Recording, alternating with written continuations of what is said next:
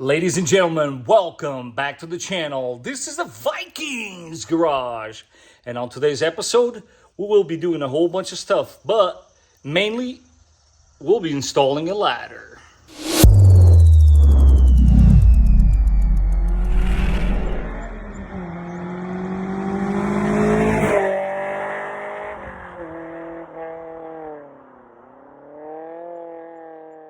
So the ladder I decided to go with is by Baja Rack. Baja? Why is that so weird to say? So anyways, this is actually the offset one, and I'll explain later on in the video why I decided to go with this one. But first, let's take a look at the rack and see what you guys think. It's not a rack, it's a ladder. Why do I call it a rack? Because it's a Baja Rack.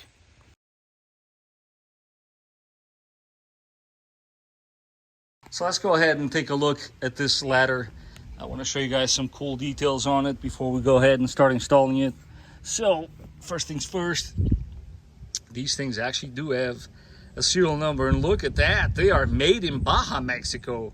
Baja. And I don't know if you pick up on the camera there, it has a lot of felt tape. This is always a plus because we do not want this rubbing anywhere in the paint job. And also over here, let's take a look. As you guys can see, this is all taped up. This is tape, and this will ensure to protect your paint. But let's go ahead and see what else did we get with this ladder.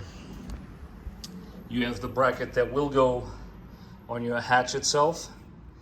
This is one of those that you're going to measure once and cut 3 times, right? We got 3 screws. Not entirely sure why 3, but for once, I'm actually going to read the instructions, and that is it. I mean, this is pretty straightforward. The word to the wise, do get your measuring tape, and don't be like me, get masking tape that is actually bigger than this so that you can protect and measure your rear hatch and the upper portion of it. But let's go ahead and make this happen. I'm not too sure how many details I'm going to show you guys. If it is relevant, I will of course share it. Otherwise, I mean, this is pretty straightforward. I'm pretty sure my 4-year-old could accomplish this with my help. Oh, and look at that, we already have important bits. So apparently measuring is one of the most important ones. On the hatch here, I opted to go with roughly 3 inches, give it or take. Don't ask me why, but all I had was a pink highlighter. Go figure. As far as up here, I don't want to put the tape here because I don't want it to be in my way, but my understanding is that you place the tape at that end, and the magic number here is 5.5, give it or take. The way I see it is, once you place it here, it's most likely going to fall into place down there. Obviously keeping in mind to be cautious with all of this beautiful paintwork. Definitely mask this area. And you're gonna see in a second why, because things are about to get serious and you do not want to scratch that. Well, here goes nothing.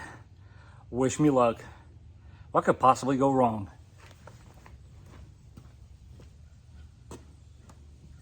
So first things first, guys, you gotta literally, for what I understand, hold this ladder obviously upside down and very carefully make your way to the top. Of course, get some balance going. Wow, this looks crazy. And you want to go vertically in and slide the masking tape, and then at some point in time you will slowly turn it, very slowly that is, no rush. Remember, we got tape protecting it, so, and tape also on the bottom. There we go. Now, this is the part in which you move it to the desired location. And it looks like that's going to be it. Yep. Let me show you guys. Hope I'm not making anybody dizzy with this bouncing around. So, not to worry. This actually doesn't even touch. We're going to have to install the bracket at some point. But let me show you what you should be looking for. So as you can see here, like I showed you before, this actually has tape. and it does go around that loop there. And as you can see, more or less, that's where I opted for. That's 5.5. You, of course, the furthermore that way you move, the more in your sight the ladder is going to be. And that comment right there gives you more or less the reason why I went with this one. But to be honest with you, I think it fits the truck beautifully. And it's one of those things that, hey, Toyota actually, in my opinion, should have offered it as an option. But let's tackle the bottom and go from there. Cool and important information. This one comes inside the kit. It's not very clear from the instructions, but I am pretty certain that this actually goes on this edge right here. And the reason being is because when you do install this plate, you got to torque these little screws to secure this bracket. And that is a 5/32 Allen. And you do not want to puncture into your bodywork. You want to puncture into this guy. So that makes perfect sense. But let's go ahead and install that. Again, detailed step by step, but that's what it should look like. Now let's go ahead and install the bracket. This is exactly what you're trying to accomplish here. Word to the wise, do not torque these Allens all the way in. You're gonna leave that till the end. You wanna make sure all the adjustments are the way you want them. And when you're finally set, then you gotta go ahead and run these a little deeper. Another super important bit of this process. There are 3 bolts that they provide, one of them being the longest. This is actually known as a guide bolt. And what you want to do as somebody's putting weight on the ladder itself, and with the other plate loose, as you can see here, I'm going to go ahead and put another washer, nut, run these closer, and then you can install the actual bolt and nut on that side, remove this one, and install, that's a nasty one too, bolt and nut on that side. Let's do it.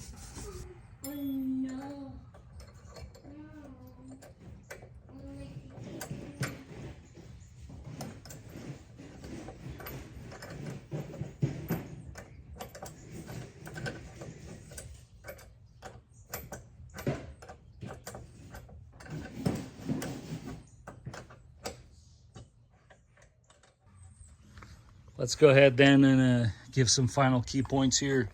And everything's said and done, this is basically what your bottom is going to look like. To be honest with you, I can foresee my OCD kicking in at some point and replacing those with black screws and nuts. But that's just me. I mean, it does its job. It's just a matter of preference in this case. Back here, mine are sticking out somewhat, but not to worry, because you have this much gap before that touches anything, so you're good. Do not worry, because when it does close here, let's see if I can show you guys. See, you're way too far from touching anything. With that being said, up top here, you can now obviously remove your masking tape and obviously just confirm that this area is indeed flush with the top of the hatch, and you're done. That is it, my friends. That is one ladder installed on my 4Runner.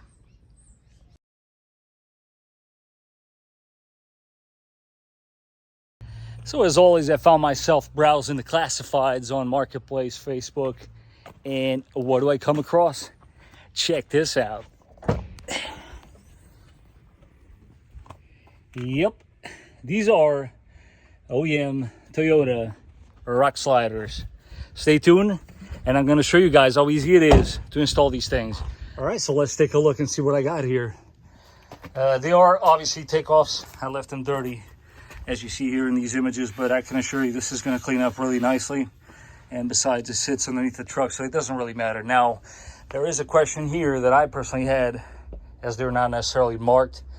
Which one goes where? Well, this is actually pretty easy. So, telltale sign is you want the edge with the opening facing the rear of the vehicle, and I will explain to you why that is.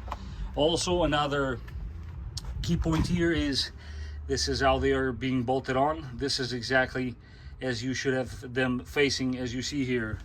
Now, why is the opening in the rear?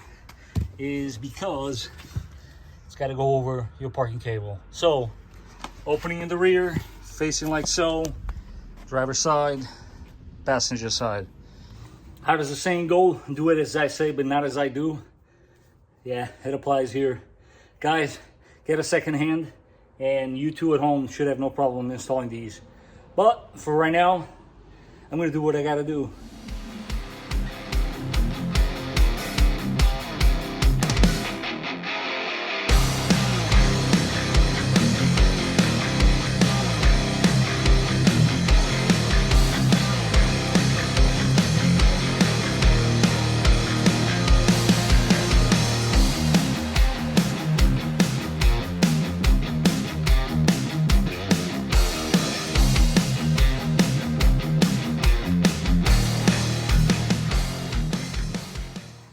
So let me show you guys what I was talking about.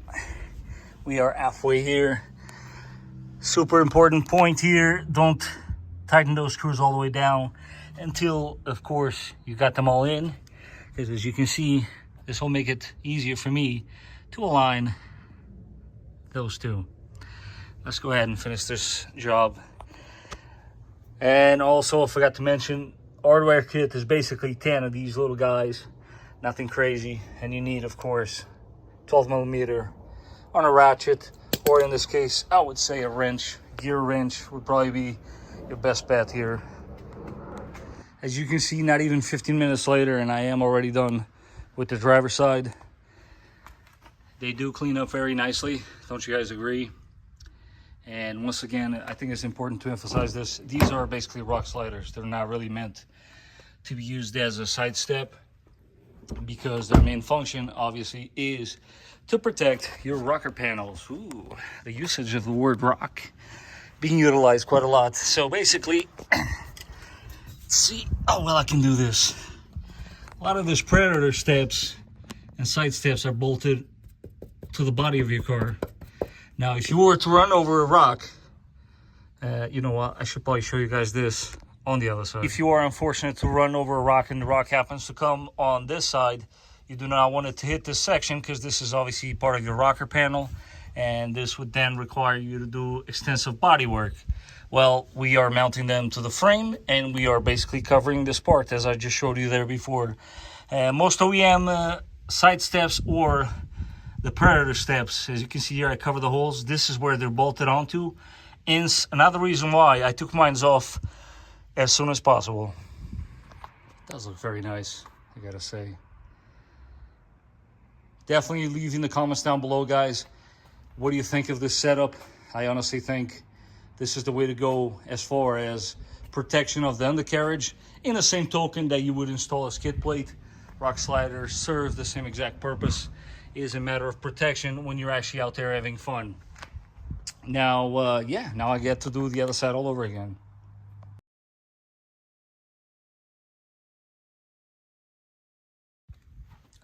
And yes, there we are, back on the bricks.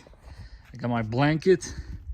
I brought the pole to you guys, and I asked your opinion. What do you think we should get as far as the letters for the skid plate?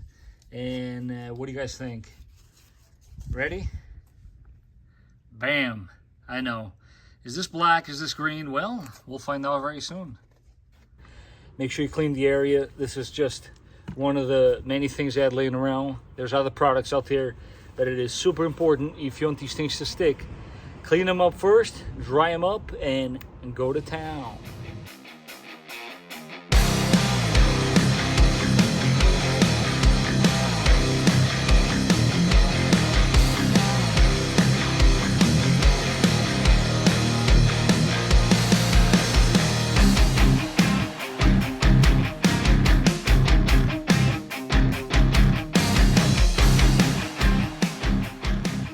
So in conclusion, guys, I want to go over with the small modifications that were done in today's episode.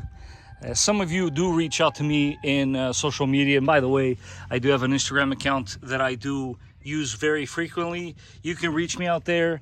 I read all the comments, or at least I do try.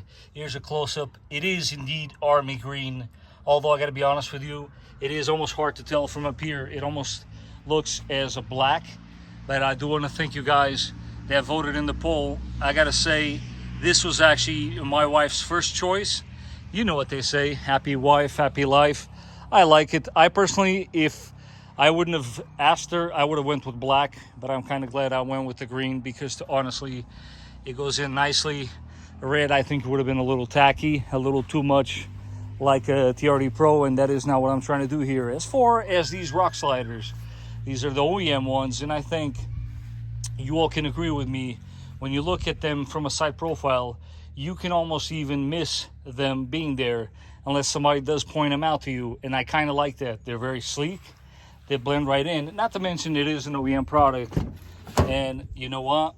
If it is OEM, then it must be good, right? I think they are very easy to install, fairly inexpensive, and that rock slider shape does kind of tie in with this rear ladder here that I know you guys can go ahead and destroy me in the comment section. I know there is nothing that is serving its purpose as of yet, but remember, something is going to go on top there. There will be a cherry on top, I promise. This ladder was installed here for a reason. Now, why did I go with this ladder? If you look at it from this profile angle right here, you will see that the ladder kind of somewhat contours with the shape of your back window. That to me was super important. I didn't want to have one that was totally upright.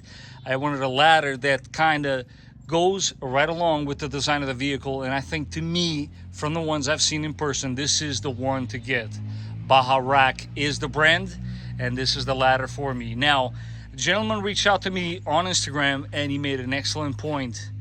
Why did I choose this one? Other than the reason I just showed you, I'm going to show you on the inside the visibility when you have a rack like this one.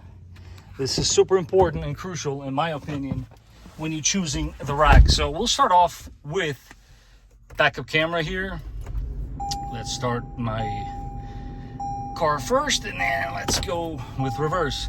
As you can see, as far as camera goes, it just touches the corner there ever so slightly, and there's no worries there. Now, sitting from the driver's side like I am, and you look out the mirror, this part I don't know how well I'm going to be able to show it, but the key here was that I don't cover so much visibility in the back, which it doesn't, and to me this was super important when it came to choosing the ladder. That is going to be all for today's episode, guys. I hope you guys are enjoying this process as I'm turning my vision into reality, and little by little we are crossing things out of that list. As always, guys, I hope you're enjoying your cars. If you like this video, don't forget to smash that like button.